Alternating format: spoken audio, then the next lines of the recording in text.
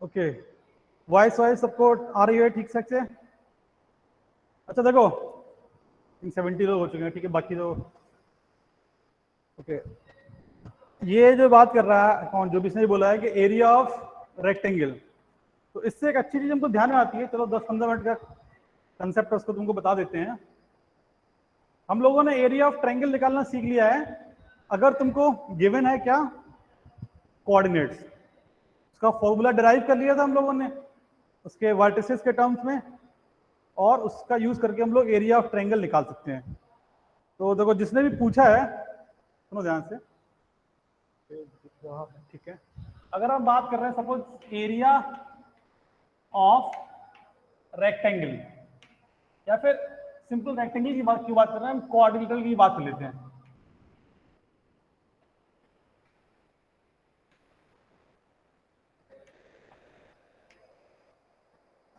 Quadrilateral का spelling check कर लेना एक बार, गलत होगा तो सही कर लेना उसको। एरिया ऑफ क्वाड्रिलेटरल की बात कर रहे हैं। क्वाड्रिलेटरल का मतलब क्या है, चार साइड, कोई भी चार साइड, ठीक है, जरूरी रेक्टेंगल हो, कैसा भी साइड हो।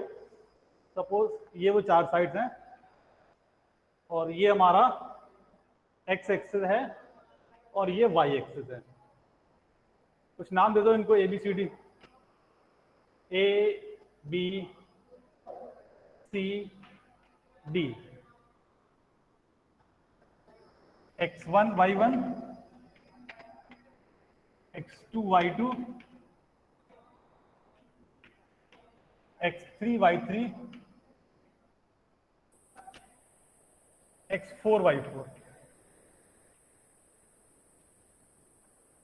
अगर ये हमारे पास गिवन है एक कोऑर्डिनेटर, क्या है हमको नहीं मालूम इस समय, वो देखने में तुमको शायद लग रहा होगा कि ट्रेपेजियम टाइप का है, लेकिन जरूरी नहीं, हम इसको चाहे तो और पिछा करते हैं, वो बन गया तो उसको चेंज नहीं कर रहे हैं हम। कैसा भी डायग्राम हो, अगर चारों वर्टिसेस गिवन है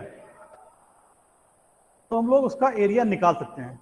और जितना नॉलेज तुम्हारे पास है तुम उसी से निकाल सकते हो, तुमको अलग से कोई फॉर्मूला पढ़ने की जरूरत नहीं है, तो उसी से उसका एरिया निकाल सकते हो। कैसे निकालेंगे देखो, क्या तुम इसमें से दो ट्रायंगल निकाल सकते हो ऐसे जिनका एरिया का सम एबीसीडी के एरिया के सम के इक्वल हो जाएगा, दिख रहा है? तो इस ट्रायंगल का एरिया तो निकाल सकते हैं ना, हम लोग पढ़ चुके हैं ट्रायंगल का एरिया, तीनों वर्टिसेस मालूम है। और इस वाले ट्रायंगल का भी एरिया निकाल सकते हैं, ये भी मालूम है हमको, ठीक है। तो सिंपली क्या बोलेंगे कि area of ABCD will be area of triangle A B C plus area triangle A C D, ठीक है।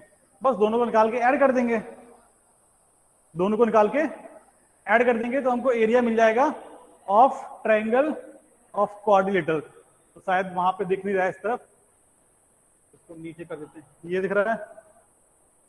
अच्छा यहाँ चलो ठीक है, इसको नीचे ही लिख देते हैं। This area will be equal to area triangle A B C plus area triangle A C D, ठीक है। बोलो इसमें किसी को डाउट है बेटा? पहले ये बताओ,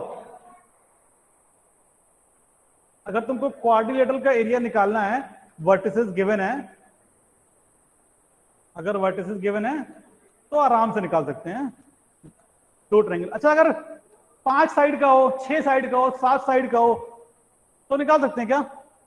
जैसे सपोज हम लोग बात करते हैं इसकी 1 2 3 4 5, चलो ये एक 5 साइड का पेंटागन है, ठीक है, ए बी सी डी ई, इसका एरिया निकालना है। सबके वर्टिसेस अगर तुमको गिवन है x1 y1 x2 y2 से लेके ऐसे x5 y5 तक, तो कैसे निकालोगे? सुनो, ट्रायंगल का एरिया 1 2 3, तीनों ट्रायंगल का एरिया निकाल के ऐड कर दो, समझ गया? तीनों ट्रायंगल का एरिया निकाल के ऐड कर दो, आसानी से हम लोग उसमें एरिया निकाल लेंगे। अच्छा, इसमें प्रॉब्लम ये, तुम काम कर सकते हो लेकिन तुमको इतनी मेहनत करने की जरूरत है नहीं। हम तुमको एक आसान सा रिजल्ट बता रहे हैं जिससे तुम चाहे वो 3 साइड हो या 10 साइड हो या 15 साइड हो, कितना भी बड़ा रहा है पॉलीगन, हम लोग उसका एरिया निकाल सकते हैं एक लाइन में, केवल एक लाइन में। उससे ज्यादा तुमको जरूरत ही नहीं पड़ने वाला है। एक लाइन में किसी भी पॉलीगन का एरिया निकाल लोगे, चाहे वो 10 साइड का हो या 20 साइड का हो। तो उसमें हम तुमको एक लिखने का तरीका बता रहे हैं उसको, और ट्रायंगल के लिए भी वो वैलिड रहेगा, ट्रायंगल के लिए भी वो वैलिड रहेगा। तो उसको तुम लोग लिख लो as a area of polygon करके। उसका प्रूव नहीं कर रहे हैं, तुम चाहो तो करोगे तो मतलब आ जाएगा वो, लेकिन हम प्रूव करेंगे नहीं, सिर्फ तुमको डायरेक्टली फॉर्मूला बता रहे हैं, उसको याद रखना है बस तुमको केवल। और बहुत आसान है, इनफैक्ट एरिया ऑफ ट्रायंगल से भी आसान है वो।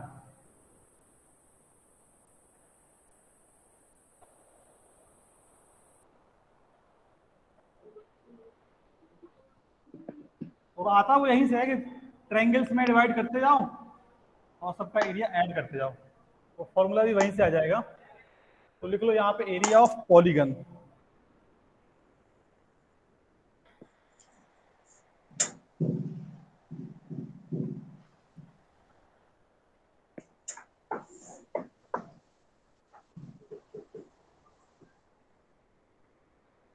सपोज ये A1 है, ये A2 है, ये A3 है, ये A4 है, ऐसे डॉट डॉट करके हम लोग चलते जा रहे हैं। और सपोज यहाँ पे 5 पसंद कर देते हैं, ये 6 साइड का लिया हमने।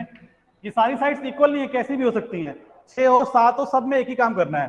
पहले का x1 y1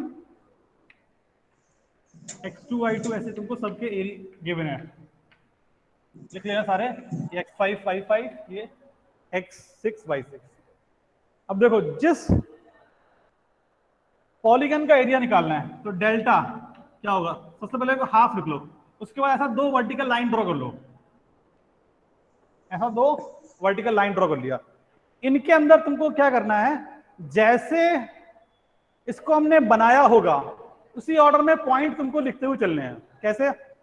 सबसे पहले A1 से सब शुरुआत की, A1 पे खड़े हैं तो यहां पे लिखो x1 y1 A1 से आगे जाओ A2, एक लाइन बन गई हमारी, A2 लिख लो x2 y2, और आगे बढ़ो x3 y3, ऐसे चलते जाओ x4 y4, x5 y5, x6 y6। बताओ कहां पे आ गए? यहां से गए ऐसे ऐसे ऐसे ऐसे यहां पे आ गए। ठीक है, बोलो यहां तक किसी को डाउट? इसके बाद अभी अपना पॉलीगन बना नहीं है, एक साइड बन गया, 2 3 4 5, यहां पे आ गए तो ये वाला साइड बन गया। अब छठवां साइड बनाने के लिए वापस से इसको क्लोज करना है, तो फिर वापस से किस पे आएंगे? A1 पे।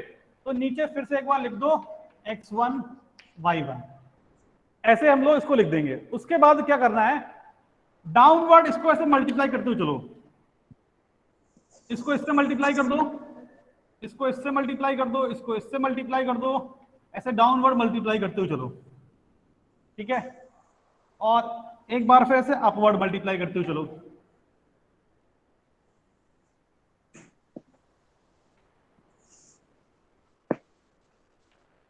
डाउनवर्ड सारे पॉजिटिव, डाउनवर्ड जो मल्टीप्लिकेशन में जितने भी टर्म आ रहे हैं सारे पॉजिटिव, अपवर्ड जितने मल्टीप्लिकेशन है सारे निगेटिव।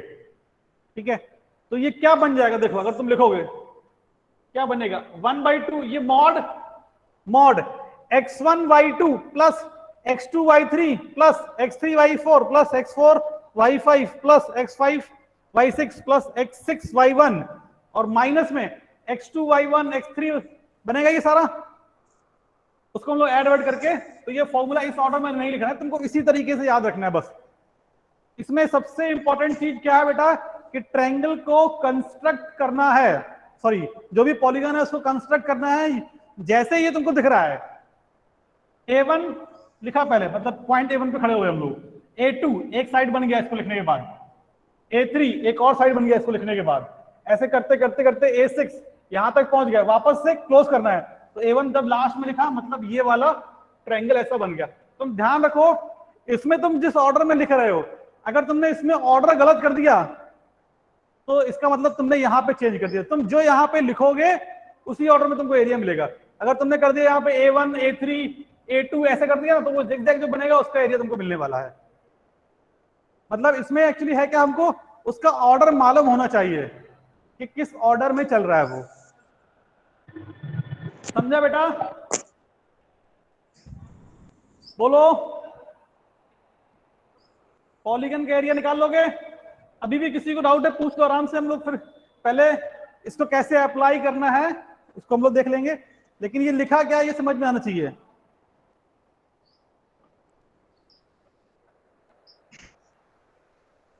इनफैक्ट इसी से हम लोग ट्रायंगल का एरिया भी निकाल लेंगे। ट्रायंगल का तुमने जो फॉर्मूला पढ़ा है ना, इसी से आ जाएगा। ट्रायंगल का, क्वाड्रिलेटरल का, किसी का भी एरिया निकाल लोगे आराम से।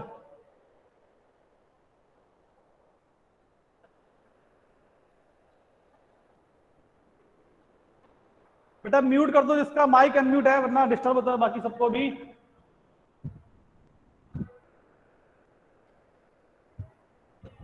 किसी का माइक ऑन तो दिखा नहीं रहा है वैसे।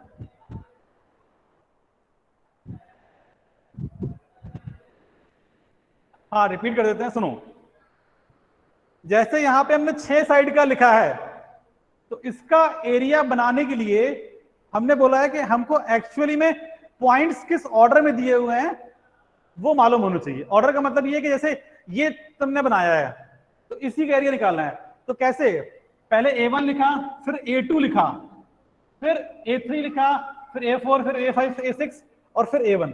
हम लोग जैसे जैसे पॉइंट्स लिख रहे हैं यहाँ पे, जैसे तुमने यहाँ पे सपोज ये वाला पॉइंट लिखा, मतलब तुम यहाँ पे खड़े हो इस समय, ये लिखा तुमने X2 Y2, मतलब तुम यहां से चल के यहां पे पहुंच गए हो तो तुमने ये वाला साइड बना लिया है। फिर A2 से तुमने पॉइंट A3 लिखा, मतलब ये साइड भी बन गया है। फिर A4 लिखा, फिर A5 लिखा, फिर A6 लिखा और फिर A1 लिखा, तो ये पूरा बन गया।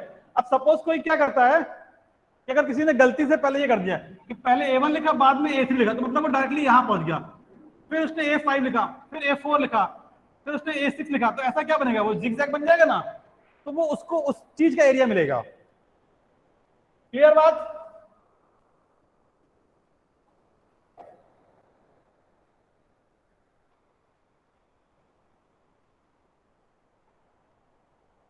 बेटा बुक में नहीं दिया होगा ये चीज, ठीक है?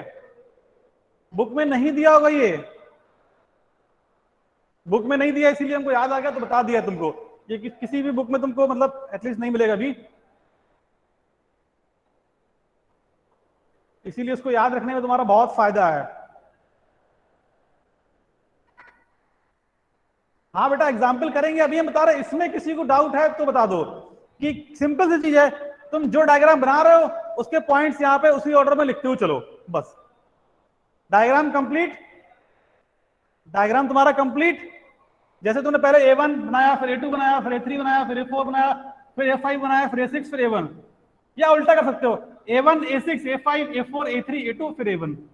ऐसे तो बनाया होगा तुमने, ऐसा तो नहीं किया होगा कि पहले A1 बनाया और फिर A3 पे चले गए, फिर A2 पे चले गए, फिर ऐसा तो नहीं बनाया तुमने उसको? बोलो ऐसे बनाया क्या? अगर ऐसे बनाओगे तो इस चीज का तुमको एरिया मिलेगा जो दिख रहा है यहाँ पे। तुमने मतलब जैसे भी उसको बनाया है, तुम्हारे पास दो ही ऑप्शन तो है यहाँ पे बनाने के। तुमने पहले A1 लिखा होगा, फिर ऐसे बनाया होगा, या तो ऐसे बनाया होगा, या फिर तुमने पहले A1 लिखा फिर A6, बस। या तो क्लॉक वाइज जाओ, एंटी क्लॉक वाइज जाओगे, या क्लॉक वाइज। दो ही तरीके हैं।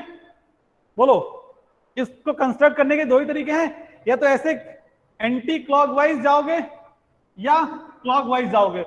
दोनों में से किसी भी ऑर्डर में पॉइंट्स लिख लो, तुमको एरिया मिल जाएगा। बस जो काम नहीं करना है, ऐसा नहीं करना कि पहले A1 लिख दिया, फिर A4 लिखा, फिर A6 लिखा, फिर A2, तो मतलब तुम फिर समझ रहे हो तुम क्या बना रहे हो? तुम जो ज्योमेट्री बनाओगे उसी का तुमको एरिया मिलेगा।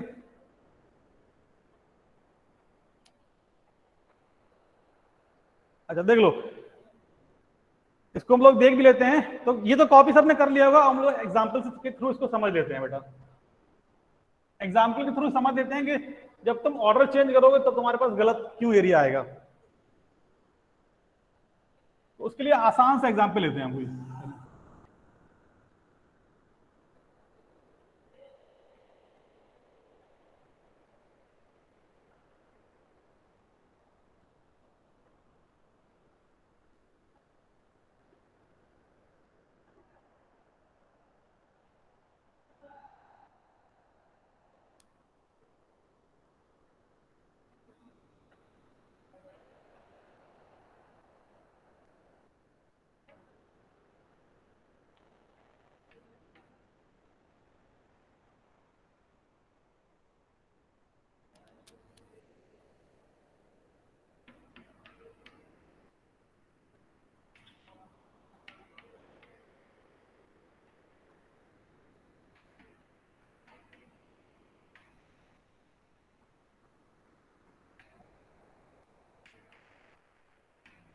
देखो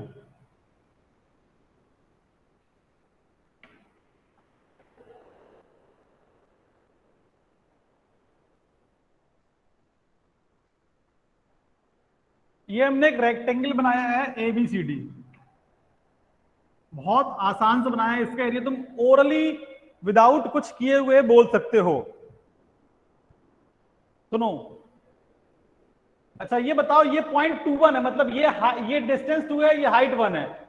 ये पॉइंट 5 1 है, मतलब ये डिस्टेंस यहां से यहां तक 5 है और ये हाइट 1 है। तो इसका हाइट भी 1 है, इसका हाइट भी 1 है। इसी तरह इसका y कोऑर्डिनेट 5 है, मतलब ये भी हाइट 5 है और ये भी हाइट 5 है। सिमिलरली इसका x कोऑर्डिनेट दोनों में 2 है, मतलब ये ऐसा गया होगा वर्टिकल। इसका x कोऑर्डिनेट b और c का दोनों में 5 है, मतलब ऐसा। तो ये और वर्टिकल लाइंस है और ये दोनों कैसी लाइंस हैं? हॉरिजॉन्टल।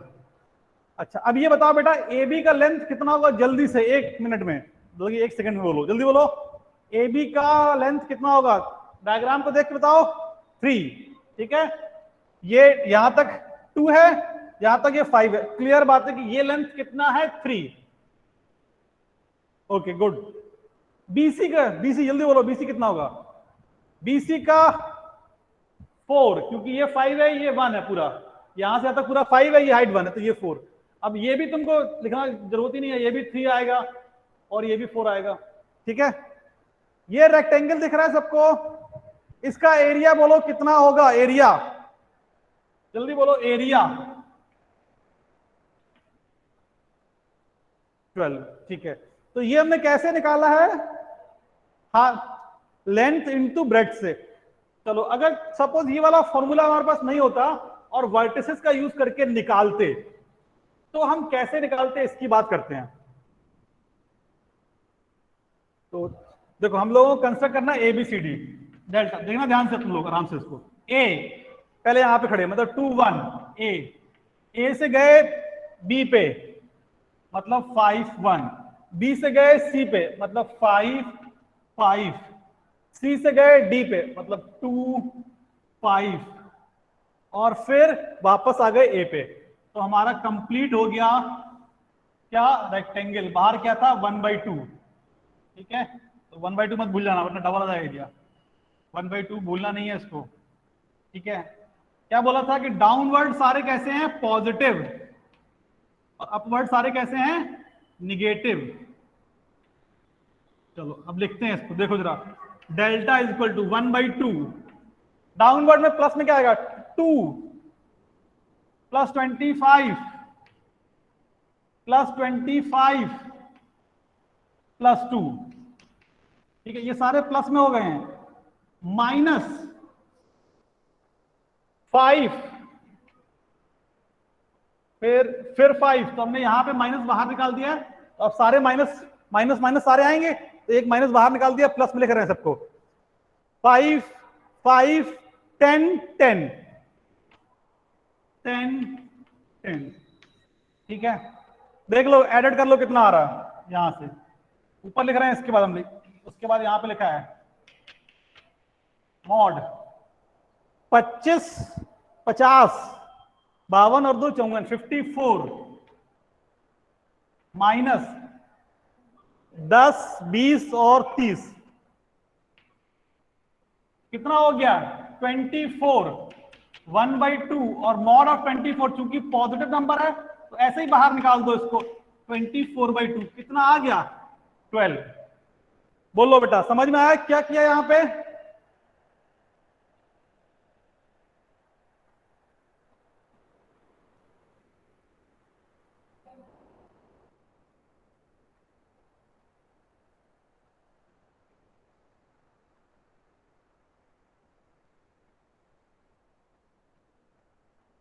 आर क्या है बेटा? कहां पे आर लिख दिया हमने?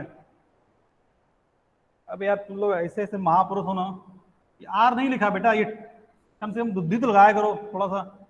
ये क्या लिखा है? 2 लिखा है। ये 2 × 1, मतलब ऐसा कॉपी कर दो एकदम बिल्कुल।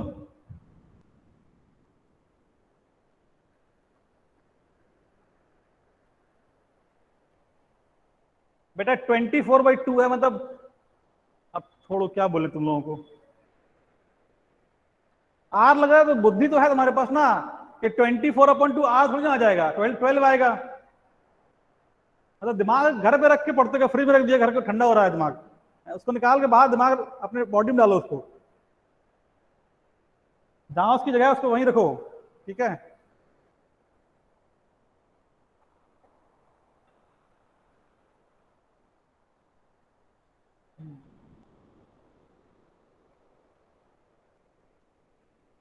अब देखो, जो यहाँ पे ये चीज जरूरी है, अगर तुम ऑर्डर चेंज कर दो, सुनो, अगर किसी ने क्या किया कि पहले ए लिख दिया, फिर सी, फिर डी, फिर बी और फिर ई, तो तुम्हारे पास ये एरिया नहीं आएगा, कुछ और आएगा, क्योंकि तुमने इस ऑर्डर में बनाया ही नहीं है उसको। जो तुम बनाओगे उसी का तुमको एरिया मिलेगा। समझ गया? क्या नहीं करना ये जरूरी है, इसीलिए बता दिया। मतलब आधे लोग ऐसा मत कर देना कि कुछ भी पॉइंट कैसे भी लिख दिया जैसे मन किया, इसलिए फिर आंसर भी तुम्हारा वैसे ही आएगा जो मन करेगा आंसर का। पॉइंट्स का ऑर्डर इसमें इंपॉर्टेंट है, ट्रायंगल में इंपॉर्टेंट नहीं था। देखो रीजन ये है कि ट्रायंगल में भी इंपॉर्टेंट है, लेकिन उसकी तुम गलती उसमें कर भी नहीं पाओगे चाह के भी। बताओ, अच्छा इसमें ये है, तुम 3 पॉइंट्स कैसे भी ले लो, कैसे भी ले लो, वो अपने आप साइकिल हो जाएंगे। तुम पहले ये लोगे, उसके बाद या तो ये लोगे, फिर ये, अगर ऐसे जाओगे तो ये वाला साइकिल कंप्लीट हो गया, और अगर ये और ये लोगे तो ऐसे बन जाएगा, बन जाएगा। इसमें तुम्हारे पास गलती का ऑप्शन ही नहीं है ट्रायंगल में, इसीलिए वो तुमको हमेशा सही आंसर देगा, ठीक है। लेकिन यहाँ पे गलती का ऑप्शन है, यहाँ पे तुम या तो ऐसे लोगे कंप्लीटली या फिर ऐसे लोगे, मतलब ए बी सी डी या ए डी सी बी ए।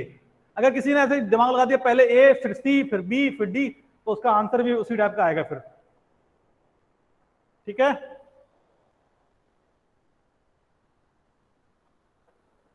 समझ गया?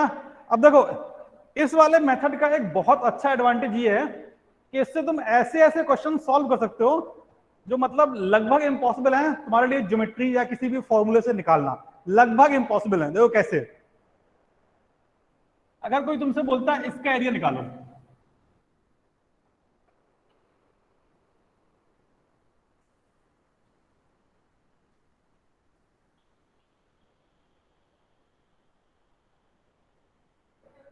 चलो समझ रहे हो, इस टाइप का ज्योमेट्री दे दिया, बोल दिया बेटा एरिया निकालो, ये कुछ दे दिया A1 A2 A3 A4 A5 A6 A7 A8 A9 A10, तो इसका एरिया भी निकाल लेंगे हम लोग, समझ रहे हो, इसका एरिया भी निकाल देंगे। क्या करना है बस, A1 A2 से जैसे जैसे तुम लोग लिखा है उसी ऑर्डर में लिख दो, एरिया मिल जाएगा।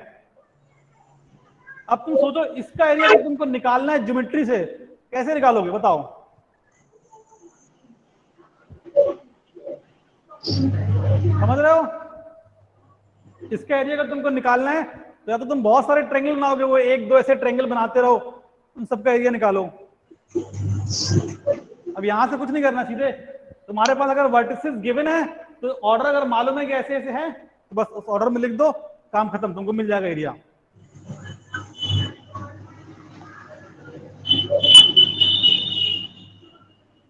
समझ गया?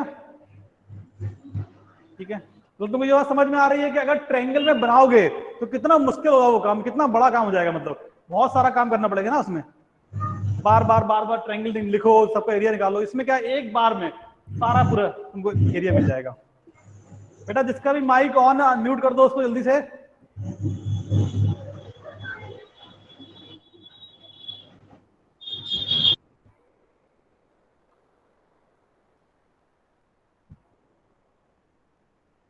किसका माइक बेटा? अनन्या।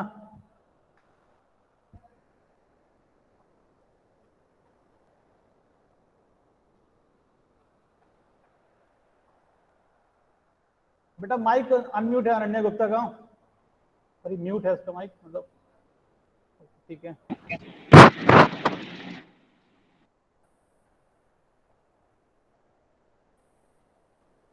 तुमको इस तरीके से तुम ट्रायंगल का एरिया भी निकाल लोगे। ऐसा नहीं है कि सिर्फ ये वाला फॉर्मूला हमेशा काम करेगा, हमेशा ट्रायंगल में भी काम करेगा, समझा ना? ये वाला फॉर्मूला ट्रायंगल में भी काम करने वाला है, बस उस ऑर्डर में लिख दो, बन जाएगा तुमको। मतलब हमको ये वाला ज्यादा आसान लगता है, तो यूजुअली हम इसी का यूज करते हैं हमेशा।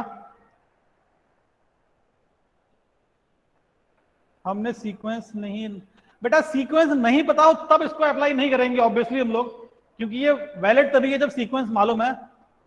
अगर सीक्वेंस नहीं मालूम है तब फिर अपने पास कोई ऑप्शन नहीं है, फिर कुछ दूसरा तरीका अप्लाई करेंगे, एटलीस्ट ये तो नहीं करेंगे कम से कम।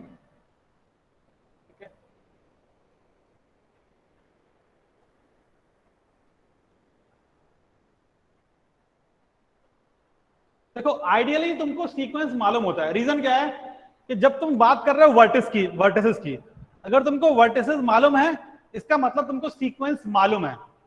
तुम एरिया जब निकाल रहे हो कि वर्टिसेस मालूम है तो वर्टिसेस ड्रॉ कर लो, अपने आप तुमको सीक्वेंस दिख जाएगा।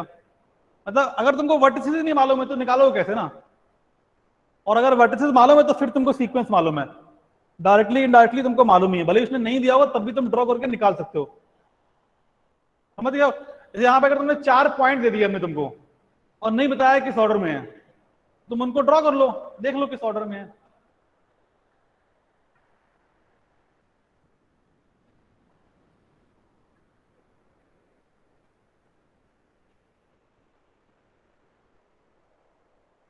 समझ गया बेटा? क्लियर सबको? ओके, तो चलो क्वेश्चन दे, क्या इसके क्वेश्चन करोगे? बोलो। चलो ठीक है। अच्छा, तो आंसर हमको नहीं मालूम, हम रैंडमली क्वेश्चन दे रहे हैं, तुम एरिया निकालो। अच्छा,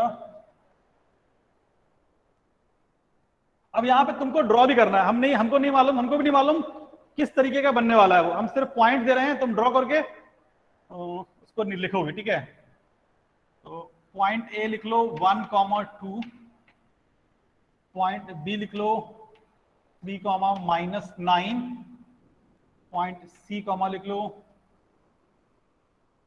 10,5, पॉइंट डी लिख लो 0,12। चलो, इस रेक्टेंगल का एबीसीडी का जो भी बन रहा है क्वाड्रिलेटरल एबीसीडी का, ए बी सी डी का एरिया निकालो। ए बी सी डी का एरिया निकालो फटाक से।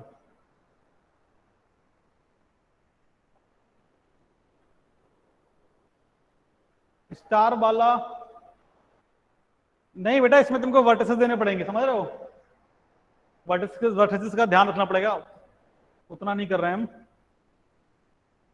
तुम्हारा मन हो तो अपनी कॉपी में बना के इसको कर सकते हो, कोई भी लेके, या फिर कभी क्वेश्चन, बस तुमको लॉजिक याद रखना है, बाकी ये तुमसे कोई पूछेगा नहीं ऐसा एरिया निकालने के लिए। इसका निकाल लो, एबीसीडी दिया है 4,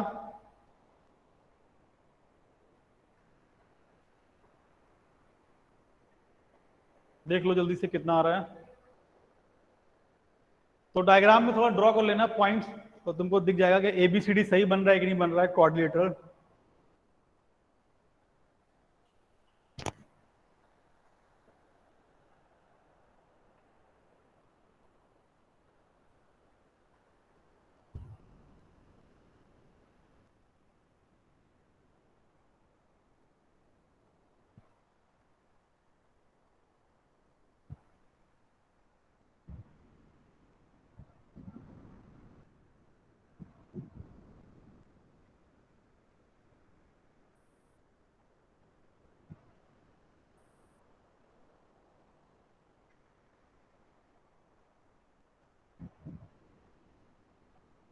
फिफ्टीन, चलो देख लेते हैं सबका। ए है 1,2, तो यहाँ पे आएगा। बी है 3,-9, तो कुछ यहाँ पे जाएगा डाउनवर्ड, 3 और -9, चलो यहाँ तक ही आ जाएगा। उसके बाद है सी 10,5, तो 10,5 कुछ ऐसे आएगा। उसके बाद डी यहाँ पे आएगा कहीं, ऐसा कुछ बन रहा है। ऐसा, ऐसा, ऐसा, और फिर कुछ ऐसा ये बनेगा। ये ट्रायंगल नहीं बनेगा बेटा, ठीक है? तुम चाहो तो डायग्राम थोड़ा सही कर लो।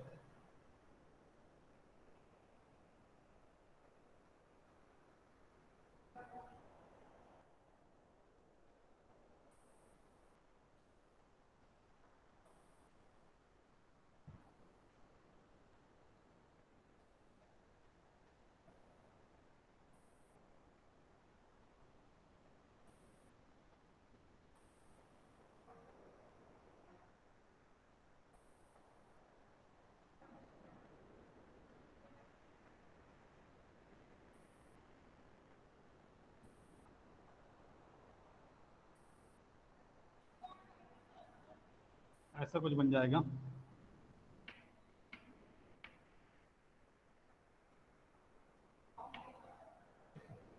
ए दिया है 1,2, बी दिया है 3, -9 और सी दिया है 10,5,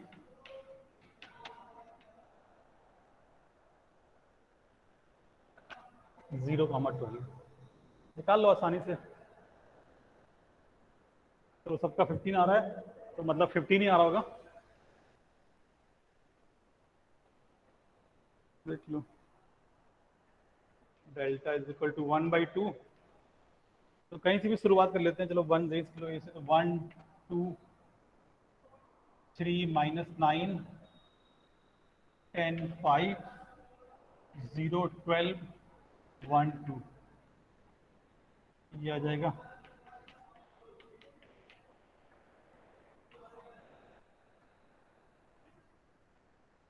-9 -15, और ये डाउनवर्ड सारे प्लस में थे, 15 + 120, और ये तो जीरो जाएगा। फिर माइनस वाले आ जाएंगे, -6 -90 और माइनस प्लस हो जाएगा। के बाद ये जीरो और फिर -12, ये आ रहा है। देख लो, इज इक्वल टू 1/2। ऐड वैड कर लो जरा।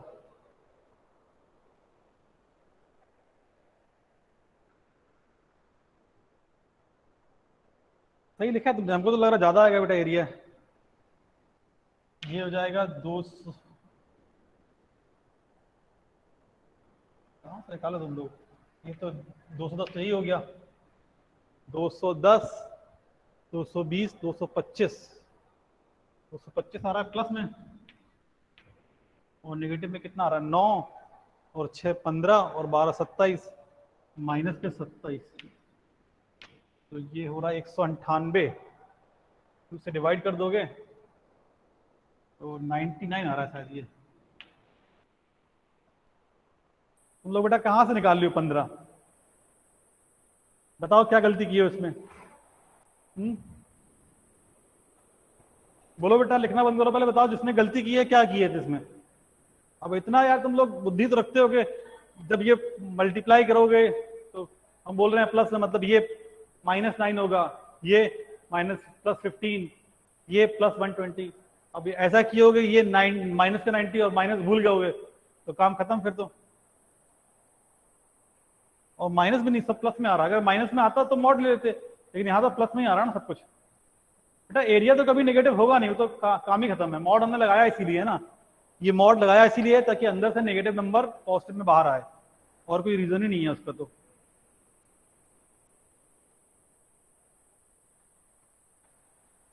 सब लोग लाइन से पहले बेटा 15 बोल रहे थे,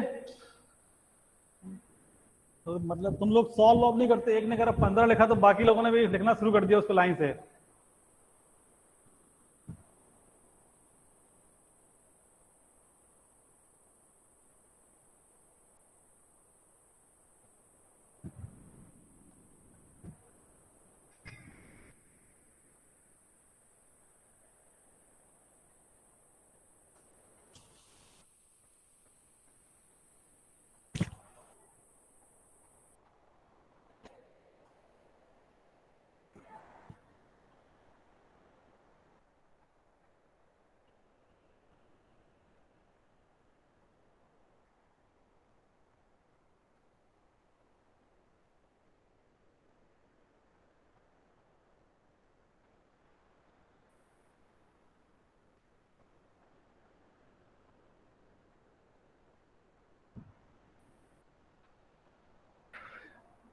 रमेश सी के, बताओ क्या दिक्कत है आपको? सर और क्वेश्चन कराइए। ठीक है, करा देंगे, कोई दिक्कत नहीं।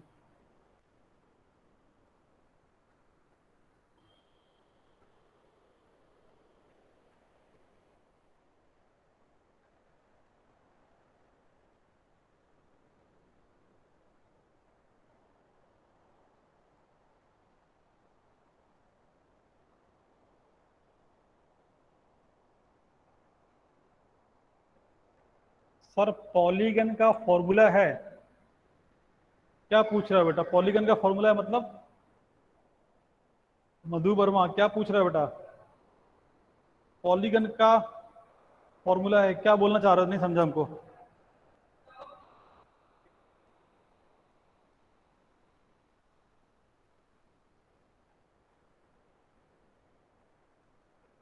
तो बताया ना पॉलीगन का कैसे निकालते हैं एरिया, यही फॉर्मूला भी है और क्या है। फॉर्मूला बोलते किसको तुम लोग, मालूम है ना? फॉर्मूला का मतलब सिंपल ये है कि हमारे पास एक रिजल्ट है, एक मशीन है जिसमें सीधे इनपुट डालना है और आंसर मिलेगा, बस उसको बोलते हैं फॉर्मूला। मतलब प्रोसेस को बाईपास करने को बोलते हैं फॉर्मूला, और कुछ नहीं। जो पूरा प्रोसेस है ना, वो दोबारा नहीं करना पड़ेगा, हम लोग एक बार कंप्लीट करके उसको आंसर के वेरिएबल के फॉर्म में लिख लेते हैं।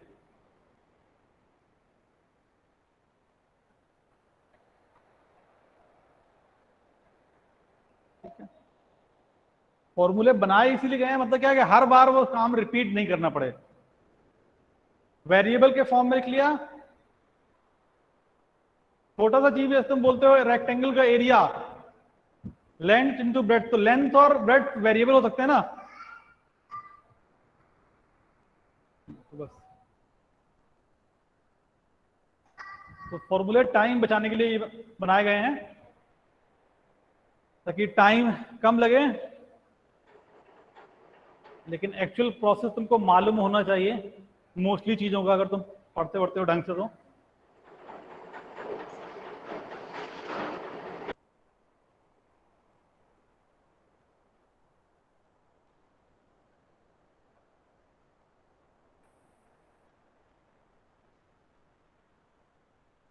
ठीक है, चलो इसको हटा रहे हैं। तो आज टॉपिक शुरू करें कि नया वाला? 10 मिनट है, चलो रहने दो, फिर नेक्स्ट क्लास में करेंगे उसको। एक दो क्वेश्चन, चलो एक दो चीजें और बता देते हैं तुम्हारे काम की, मतलब काम की इन सेंस कि लिख लो एक्स्ट्रा नॉलेज के लिए, और कुछ नहीं। हम लोगों ने ट्रायंगल में दो सेंटर देखे थे, एक तो शायद इन सेंटर देख लिया था और एक सेंट्रॉइड देख लिया था। देखा था? बोलो। इन सेंटर और सेंट्रॉइड दोनों देख लिए थे। तो ट्रायंगल के अंदर बहुत सारे और भी पॉइंट होते हैं, इंपॉर्टेंट पॉइंट्स। मतलब वो आगे तुमको पढ़ने को मिलेगा डिटेल में जब 11th में जाओगे, लेकिन थोड़ा बहुत जानकारी तुमको दे देते हैं। अभी टाइम तो बजाय 10 मिनट, नया टॉपिक शुरू नहीं कर रहे हैं, तो उनका तुमको डेफिनेशन याद रहेगा तो चलेगा केवल। एक होता है सरकम सेंटर, एक होता है ऑर्थो सेंटर, एक्स सेंटर। ये तीन चार चीजें हैं जो हमको मालूम रहेंगी तो अच्छी बात है।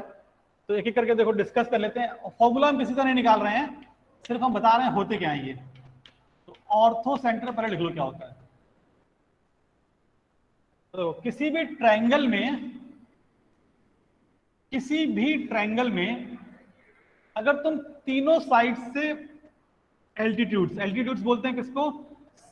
वर्टेक्स से सामने वाली साइड पे जो 90 डिग्री परपेंडिकुलर डालते हैं, जो 90 डिग्री की लाइन होती है ना, उसको बोलते हैं एल्टीट्यूड।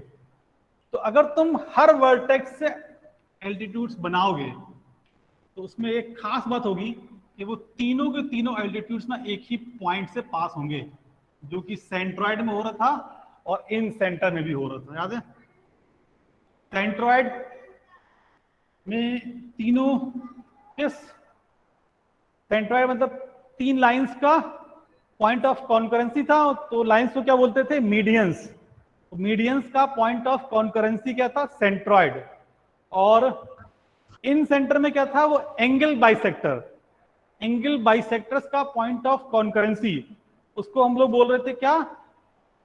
इन सेंटर। ठीक है, उसका एक और डेफिनेशन था कि ट्रायंगल के अंदर सेंटर बना लो, तीनों साइड को टच करते हुए जो उसका सेंटर होगा वो क्या कहलाएगा? इन सेंटर। उसी से डेफिनेशन निकाल लिए थे हम लोग कि एंगल बाइसेक्टर्स के पॉइंट ऑफ कॉन्करेंसी को इन सेंटर बोलते हैं। ऑर्थो सेंटर किसको बोलेंगे? एल्टीट्यूड्स के पॉइंट ऑफ कॉन्करेंसी को, या सिंपली दो एल्टीट्यूड के इंटरसेक्शन पॉइंट को भी हम लोग क्या बोल देंगे? ऑर्थो सेंटर, क्योंकि तीसरा एल्टीट्यूड भी उसी पॉइंट से पास होगा। तो यूजुअली हम लोग एल्टीट्यूड का जो इंटरसेक्शन पॉइंट है उसको डिनोट करते हैं कैपिटल एच से। कैपिटल एच से क्या होता है? Ortho centre. ठीक है, क्या है? Point of concurrency of LTTs.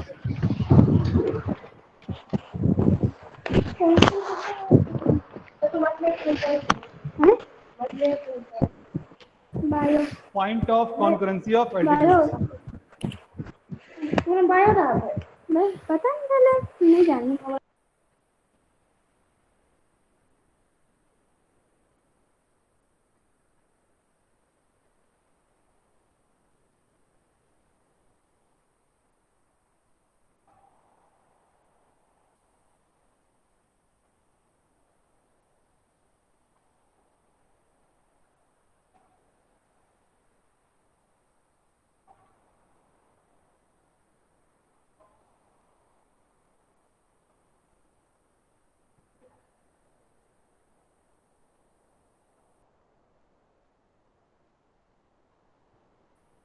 बेटा जिसका भी माइक अनम्यूट है उसको म्यूट कर दो, बार बार आप लोगों को ये बोलना पड़ता है। हाँ? बोलो जिसका भी माइक अनम्यूट है उसको म्यूट कर दो।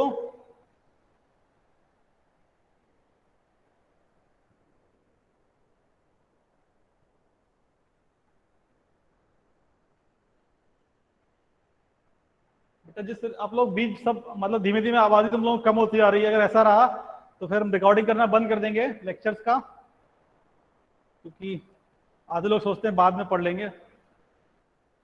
वो सिर्फ इसलिए रिकॉर्डिंग कर रहे हैं ताकि अगर किसी को वॉइस क्लियर नहीं आ रही, उस समय नहीं नेटवर्क आ रहा है, कुछ दिक्कत चल रही है, तो बाद में तुम लोग देख सकते हो उसको, और कोई रीजन नहीं है।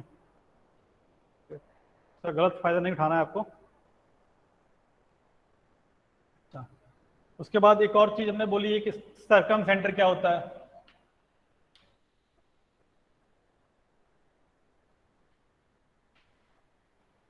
सरकम सेंटर क्या होता है, देखो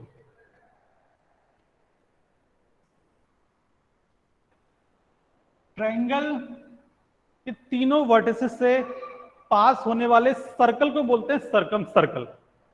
ट्रायंगल के तीनों वर्टेक्स से जो सर्कल पास होगा, ऐसा एक सर्कल होगा जो ट्रायंगल के तीनों वर्टेक्स से पास हो रहा होगा।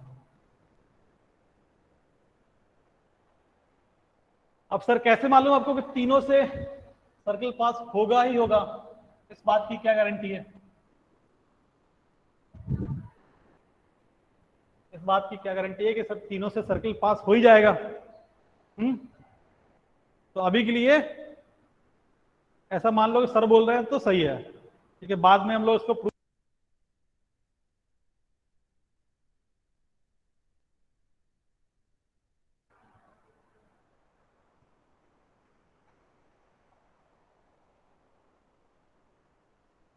ठीक है।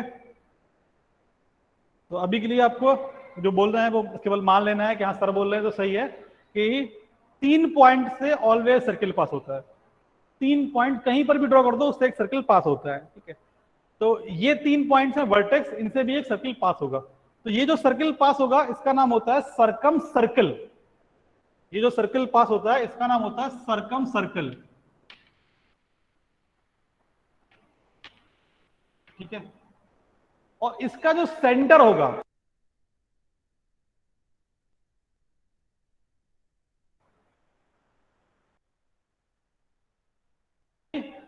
उसको हम बाहर निकाल देंगे यहां से भी। अभी किसी ने अगर बाहर म्यूट व्यूट किया तो उसको बाहर कर देंगे यहां से हम।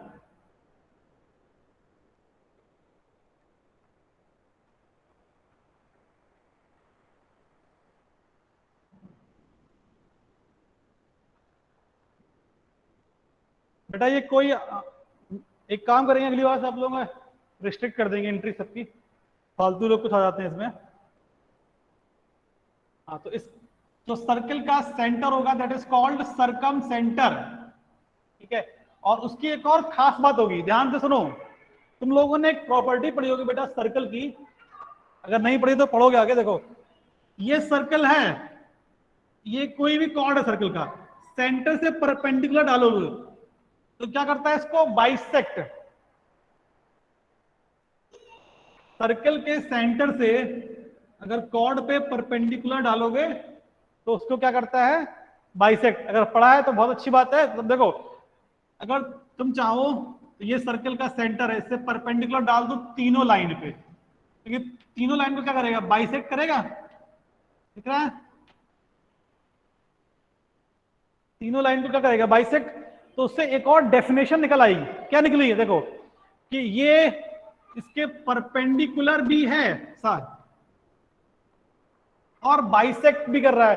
तो मतलब अगर इस साइड से पूछें ए बी, तो ए बी का ये लाइन क्या कहलाएगा, अगर सपोज ये सेंटर है ओ, ये डी, ये ई और ये एफ, तो जो ओ डी है इसको बोल सकते हैं हम लोग क्या, ओडी को बोल सकते हैं perpendicular bisector of side A B, बोल सकते हैं क्या, ओडी को बोलो, ओडी को बोल सकते हैं perpendicular bisector of A B, बोल सकते हैं, बोलो, ठीक है।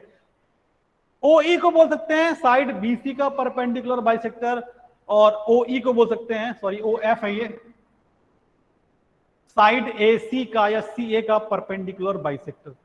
तो सरकम सेंटर क्या है, परपेंडिकुलर बाइसेक्टर्स का पॉइंट ऑफ कॉन्करेंसी, है ना, परपेंडिकुलर बाइसेक्टर्स का पॉइंट ऑफ कॉन्करेंसी।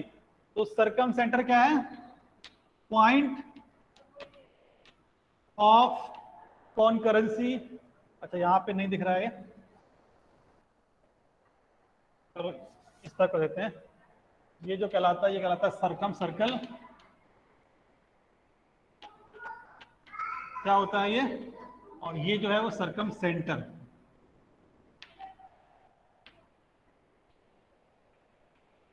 क्या होता है, पॉइंट ऑफ कॉन्करेंसी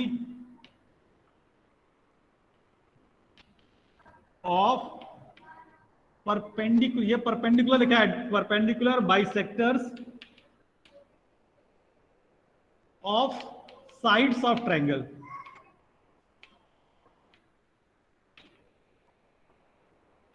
तीन साइड है, ए बी का परपेंडिकुलर बाइसेक्टर ये है ओडी या डीओ, बीसी का परपेंडिकुलर बाइसेक्टर ईओ, सीए का परपेंडिकुलर बाइसेक्टर एफओ।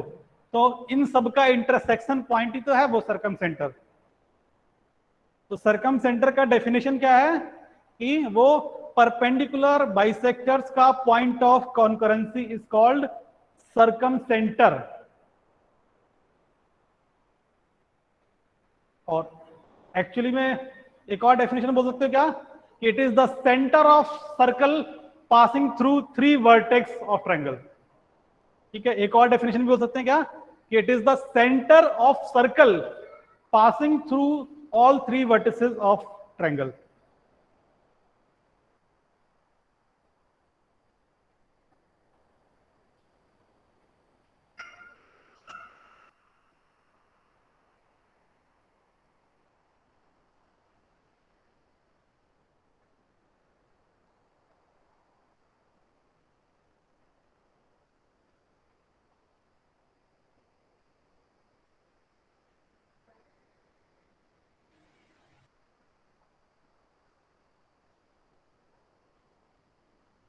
ठीक है,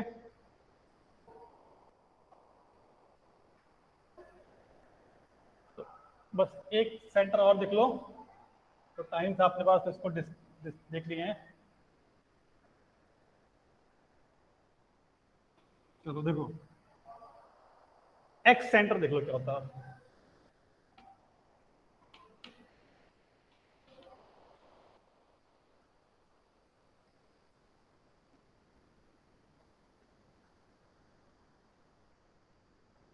ये ट्रायंगल है,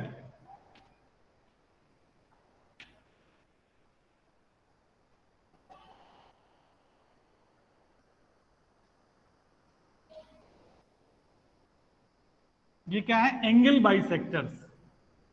ये वाला एंगल इसके इक्वल है, ये वाला एंगल इसके इक्वल है,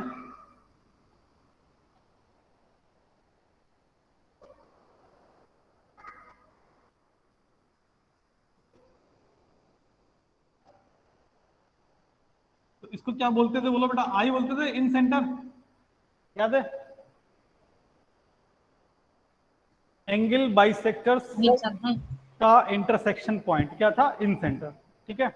अच्छा, अब देखो ध्यान से, अगर हम क्या कर रहे हैं, जो साइड ए बी है उसको आगे एक्सटेंड कर दो, ए बी को ऐसे और ए सी को ऐसे एक्सटेंड कर दो,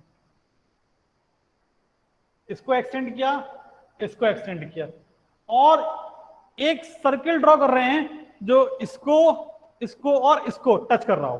कैसे, देखो ऐसा सर्किल,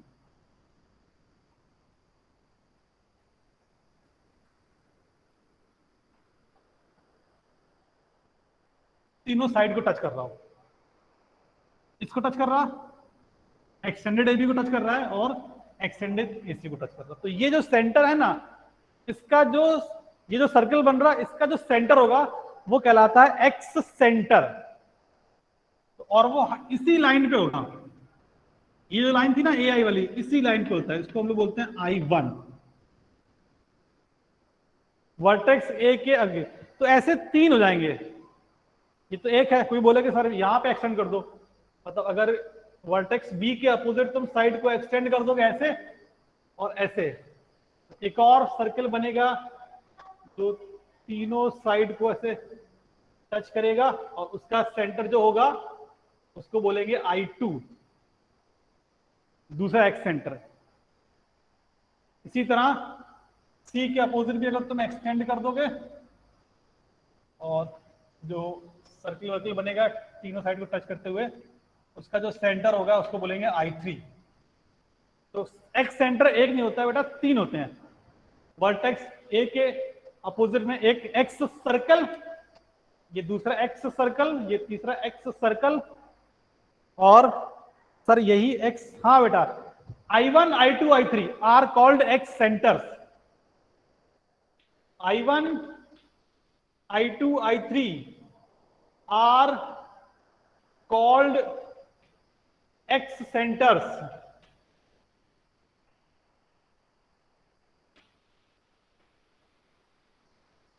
ठीक है, I1, I2 और I3 कहलाते हैं एक्स सेंटर्स। तो बाकी सब एक होते हैं एक्स सेंटर, लेकिन तीन होते हैं, हर वर्टेक्स के अपोजिट में एक होता है।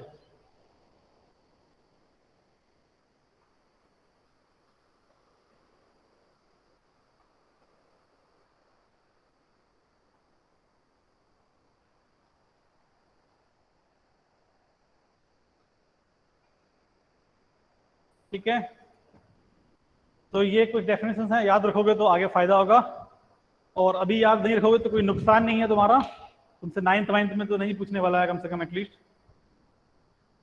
चलो फिर इसको एंड करते हैं, मीटिंग आज के यहीं पे।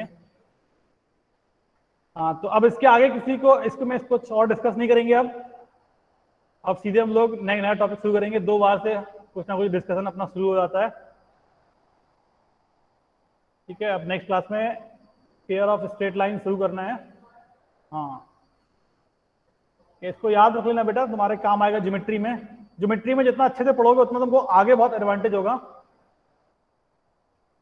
वरना 9th 10th के बाद ज्योमेट्री में लोग बहुत, मतलब ये फैक्ट बात है कि 80% लोगों को ज्योमेट्री नहीं आती है 9th 10th के बाद, मतलब ज्योमेट्री से लोग अपना पीछे छुड़ा लेते हैं। अगर तुम लोगों को आगे मैथ वैथ पढ़ने का, जेई की तैयारी करने का कुछ विचार है किसी का भी अभी से, तो ज्योमेट्री पे अच्छा फोकस रखना जरूरी होता है, क्योंकि आगे बहुत हेल्प करती है ज्योमेट्री अपने को। ओके, चलो एंड करते हैं। ठीक है बेटा, बाय सबको।